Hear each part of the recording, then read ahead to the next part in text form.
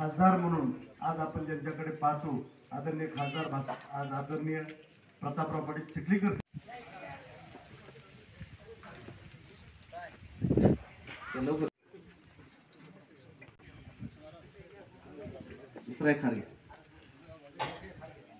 लगेच सन्माननीय आमदार आपले नेते आदरणीय चिखलीकर साहेबांचं स्वागत. आमचे नेते राजेजी कुंटुकर साहेबांना विनंती करतो की आदरणीय चिखलीकर साहेबांचं या प्रसंगी स्वागत करायचे. या दिशे तालुक्याचे अध्यक्ष दत्ता पाटील ढगे. आपल्या नायगाव मतदारसंघामध्ये या ठिकाणी जे काही आश्वासन चिखलीकर साहेबांनी दिलं होतं त्याबद्दल काही जण दबक्या आवाजात का होत नाही, म्हणतात की आमच्याकडे हे आश्वासन दिलं होतं, ते दिलं होतं, आले नाहीत, गेले नाहीत, दिलं नाहीत. परंतु आपल्याला सांगू इच्छितो की खासदार म्हणून ते कार्यक्षेत्र एवढं मोठं असतं की जनसंपर्क सुद्धा एकपेक्षा जास्त वेळ करायची 5 वर्षामध्ये होणं खूप कठीण असतं. मध्यंतरीच्या काळामध्ये अधिवेशन असतात, लग्नमोती असतात, संघटनेचं काम असतं आणि त्याचबरोबर जेवढा निधी आमदाराला देणं शक्य असतं तेवढं खासदाराला निधी मिळत नाही. आणि त्यामुळे 6 विधानसभा मतदारसंघामध्ये त्यांना मिळतो फक्त त्यांचा खासदारकीचा फंड तो फक्त 5 कोटी असतो आणि 6 मतदारसंघामध्ये ते देणं प्रत्येकाला अपेक्षा पूर्ण करणं हे शक्य नसतं. त्यामुळे खासदार साहेबांच्या माध्यमातून एखादी मागणी जरी पूर्ण झाली नसेल, संपर्क जरी कमी जास्त झाला असेल, तरी माझ्या माध्यमातून म्हणजे भारतीय जनता पक्षाच्या माध्यमातून जो काही विकास आपल्याला अपेक्षित होता तो आपल्या नायगाव मतदारसंघामध्ये बऱ्यापैकी झाला असं माझं स्पष्ट मत आहे. आणि म्हणून आपल्याला आपल्या इथलेच या ठिकाणचे महाभाग म्हणायला आता मी म्हणायला हरकत नाही, माझ्यापेक्षा वयाने जरी मोठे असले तरी 16 वर्षे या मतदारसंघाचा सत्यानाश करून एवढं पुरवलं नव्हतं काय की आज जिल्ह्याचे नेतृत्व करायला निघाले. त्यामुळे त्यांना आपल्यापेक्षा जास्त कोणीच ओळखत नाही. त्यामुळे आपली सगळ्यांची भूमिका फक्त आपल्या मतदारसंघातच लीड मिळवून देणं नाही, तर आपण बाहेर पडून जिल्ह्यामध्ये या लोकसभा मतदारसंघामध्ये इतर 5 विधानसभा मतदारसंघाचे क्षेत्र आहे त्यामध्ये बाहेर पडलं पाहिजे. आणि आता जे काँग्रेसचे उमेदवार वसंतराव चव्हाण साहेबांनी त्यांच्या परिवारानं काय जनसेवा केली त्या मतदारसंघाची हे आपण लोकांना सांगितलं पाहिजे.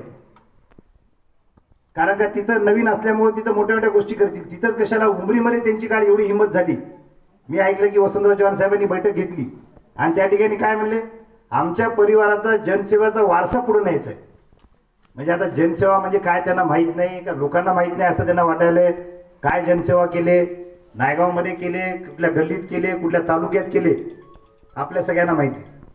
ते थांबायची हिंमतच कशी केली, विचारच कशी केली, हेच मला आश्चर्य फार मोठं. त्यामुळे मित्रांनो आपल्याला डबल जबाबदारी, एक जावायला आपल्याला या ठिकाणी जास्त लीड म्हणून द्यायचं आणि आपल्या इथले जे महाभाग आहेत आपल्या इथं सत्यानाश केले ते केले. जिल्ह्यामध्ये ही घाण दुसरीकडे पसरली नाही पाहिजे, चुकून सुद्धा प्रयत्नही त्यांचे झाले नाही पाहिजे. ही मोठी जबाबदारी आपल्याला आहे. जास्त तर बोलणार नाही. पुन्हा एकदा पक्षाच्या सगळ्या संघटनेतील आपल्या लोकांची, आपल्या कार्यकर्त्यांची बैठक होणार आहे. सदस्य म्हणून आपल्या सगळ्यांच्या आशीर्वादाने मी निवडून आलो. तेव्हा त्याचा आमदार म्हणून जे प्रमाणपत्र मिळतं ते प्रमाणपत्र खासदार साहेबांच्याच हाताने घ्यायचं म्हणून मी जवळपास 1 तास तहसील कार्यालयामध्ये त्यांची वाट पाहिली आणि शेवटी त्यांच्या हाताने ते आमदारकीत एक चांगली शुभ सुरुवात झाली असं म्हणायला हरकत नाही. कारण का या 4 वर्षाच्या कार्यकाळामध्ये आमदार म्हणून बऱ्यापैकी लोकांच्या अपेक्षा आपण पूर्ण करू शकलो. परंतु कालांतराने काही समज गैरसमजुतीतून थोडासा दुरावा निर्माण झाला त्यापेक्षाही जास्त चर्चा झाली. आणि जसं प्रत्येक पक्षामध्ये प्रत्येक जिल्ह्यामध्ये होतं, या समज गैरसमजुतीचा फायदा दोन्ही बाजूच्या काही लोकांनी घेण्याच्या प्रयत्नामध्ये तो गैरसमज थोडासा वाढण्यासारखा प्रकार थोडा घडला होता. त्यामुळे इथं आल्यावर मात्र बऱ्याच कार्यकर्ते आमच्या दोघांकडे पाहत होते. हे दोघं एकमेकांना कसं बोलायलेत, काय बघायलेत, रामराम करायलेत. आमचे संबंध हे काही 4 वर्षाचे नाहीत. ते आपल्या जिल्ह्यातले पक्षातले ज्येष्ठ नेते आहेत. त्यांना माझ्यापेक्षा अनेक पटीने अनुभव आहे. कदाचित काही चुका आपल्या बाजूनी झाल्या असतील आणि काही गैरसमजुतीतून झाल्या असतील. त्यामुळे आपल्या मनातील सर्वप्रथम तर मी ही घरगुती बैठक असल्यासारखी आहे, त्यामुळं सांगायला हरकत नाही की आपल्या मनातून ही शंका काढा की आमच्या दोघांमध्ये काही जमत नाही, आमची इच्छा होती नव्हती, असं काही नसून एक ते आपले सगळ्यांचे नेते आहेत.